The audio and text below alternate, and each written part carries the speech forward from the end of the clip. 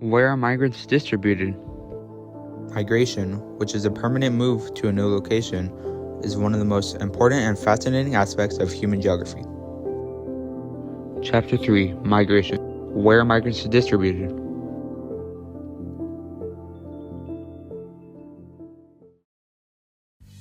Let's start with the basics. There are two main types of migration. International migration, which means across countries, and internal migration, which means within one country. But why do people move?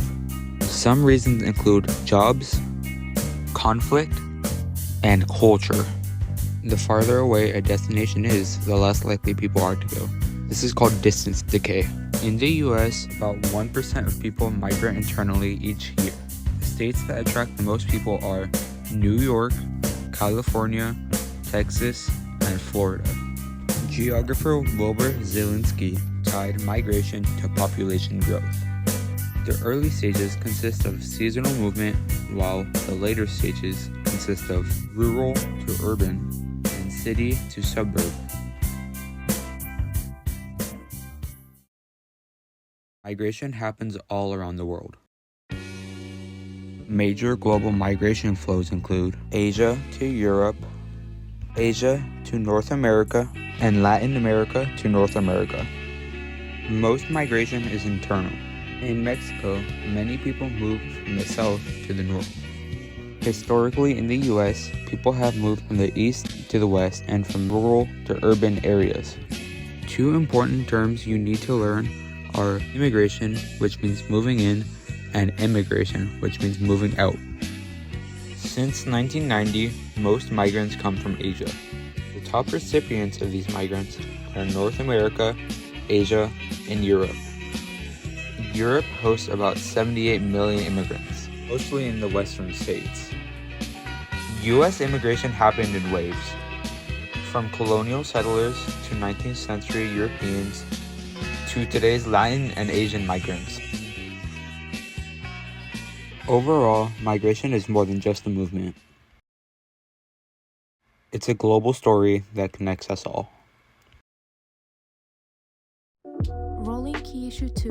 Where do people migrate within countries? Internal migration for most people is less disruptive than international migration. Two main types of internal migration are interregional, which is between regions of a country, and intra-regional, which is within a region. Interregional migration, United States. An especially prominent example of large-scale internal migration is the opening of the American West. At the same time of independence, the United States consisted of long-established settlements concentrated on the Atlantic coast and a scattering of newer settlements in the territories west of the mountains. Interregional migration, China. In developing countries, the predominant flow of interregional migration is from rural to urban areas where jobs are more likely to be available. More than 150 million Chinese have emigrated from rural areas in the interior of a country. Interregional and intra-regional migration. Interregional migration, Canada. Canada has had interregional migration primarily from east to west for more than a century. Between 2011 and 2017, Alberta had the largest net in migration and Quebec the largest net out migration. The three largest interprovincial flows in Canada are from Ontario to Alberta, from British Columbia to Alberta, and from Alberta to British Columbia. Interregional migration, Russia. The population of Russia is highly clustered in the western portion of the country. In the former Soviet Union, to open up the sparsely inhabited Asian portion of Russia, interregional migration was important. To build up an adequate labor force, the Soviet government had to force people to undertake interregional migration. In recent years, this pattern has reversed, with net in migration to the western regions bordering Europe, where the largest cities and job opportunities are clustered. Intraregional migration. Intraregional migration is much more common than interregional migration. Most intraregional migration is from rural to urban areas in developing countries and from cities to suburbs in developed countries. From rural to urban areas. Migration from rural to urban areas began in the 1800s in Europe and North America. In recent years, urbanization has diffused to developing countries in Asia, Latin America, and Africa. Most people who move from rural to urban areas seek economic advancement. They are pulled to the cities by the prospect of work in factories or in service industries, and are pushed from rural areas by declining opportunities in agriculture. From urban to suburban areas. Most intra-regional migration in developed countries is from cities to surrounding suburbs. The population of most cities has declined since the mid-20th century, while suburbs have grown rapidly. The major reason for the large-scale migration to the suburbs is because people are attracted by the suburban lifestyle. From urban to rural areas. In the late 20th century, for the first time in developed countries, more people immigrated to rural areas than immigrated out of them in some years. Net migration from urban to rural areas is called counter-urbanization. Counter-urbanization results in part from the expansion of suburbs, but some represents migration from cities and suburbs to small towns. People move from urban to rural areas for lifestyle reasons. Some move because of the prospect of swapping the frantic pace of urban life for the opportunity to live on a farm, where they can own horses or grow vegetables. Others move to farms but do not earn their living from agriculture.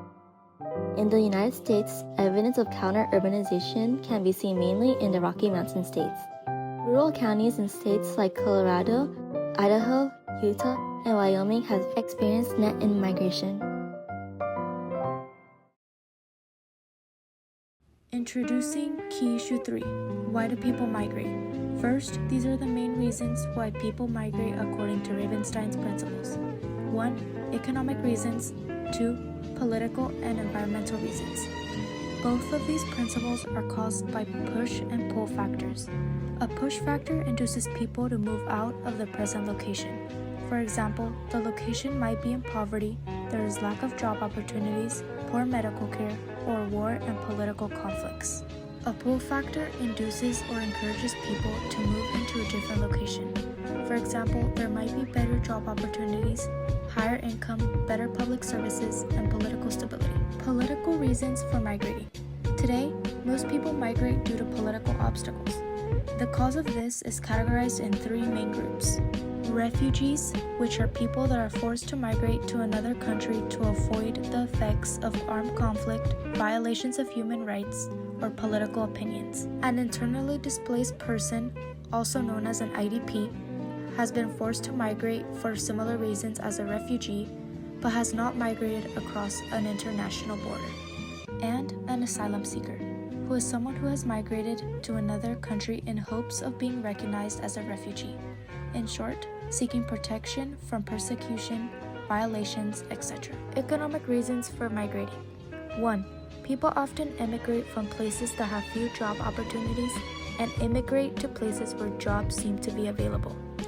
2. Because of economic restructuring, job prospects often vary from one country to another within regions of the same country. 3.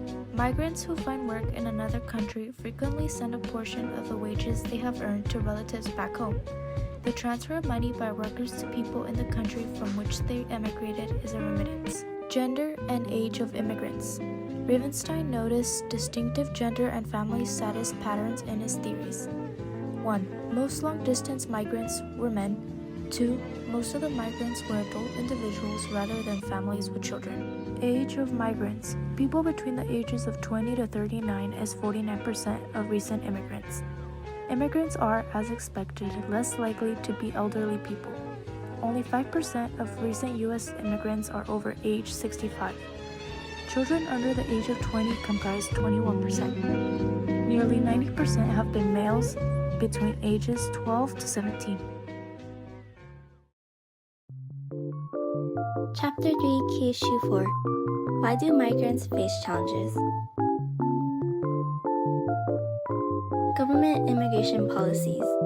Most countries have adopted legal restrictions and selective immigration policies that admit some type of immigrants, but not others. Policies towards immigrants and refugees are influenced by a number of factors: public opinion, economic, resources, and international relations. The UN classifies countries according to 4 types of immigration policies: maintain the current level of immigration, increase the level, reduce the level, and no policy. Quotas. To regulate migration, a quota is a law establishing a limit on the number of people who can immigrate into a country. U.S. Quota Acts. The Emergency Quota Act of 1921 restricted the number of immigrants admitted from any country annually to 3% of the number of residents from that same country living in the United States in 1910. The National Origins Act of 1924 made it so that for each country with native-born persons living in the U.S., based on the 1910 census, 2% of their number can immigrate each year. This ensured that most immigrants would come from Europe. The Immigration Act of 1965 replaced quotas for individual countries with hemisphere quotas. In 1978, a global quota of 290,000 was set, including a maximum of 20,000 per country. In 1990, the global quota was raised to 700,000. Skill and family-based migration. Congress has preferences, such as family reunification, skilled workers, and diversity lottery. U.S.-Mexico border issues. Americans are divided, concerned on whether unauthorized migration helps or hurts the country. This ambivalence extends to specific elements of immigration as reported by the Pew Hispanic Center. Border security. Some Americans would like effective border patrols so that fewer unauthorized immigrants can enter the country. Others, however, oppose spending money to build more fences along the border. Workplace. Most Americans recognize that unauthorized immigrants take jobs that no one else wants, so they support some type of work-related program to make them legal and oppose raids on workplaces in attempts to round up unauthorized immigrants.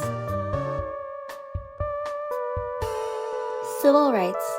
Americans favor letting law enforcement stop and verify the legal status of immigrants.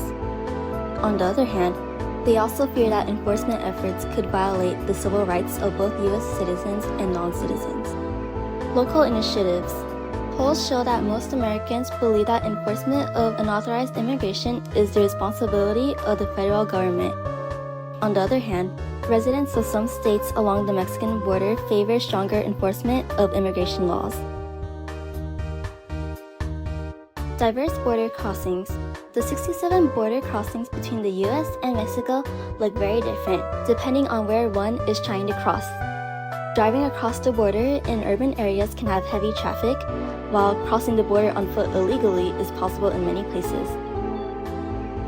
In some places, the border runs through sparsely inhabited regions, and some crossings are in small towns. Guest workers. Germany and other wealthy European countries operate guest worker programs, where people from poorer countries were allowed to immigrate temporarily to obtain jobs. Guest workers were protected by minimum wage laws, labor union contracts, and other support programs. After their work was done, they were expected to go back to their countries of origin, but many have remained permanently in Europe. The term guest worker is no longer used in Europe, and government programs no longer exist.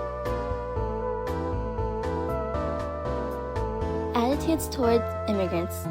Hostility to immigrants has become a central plank in the platform of political parties in many European countries.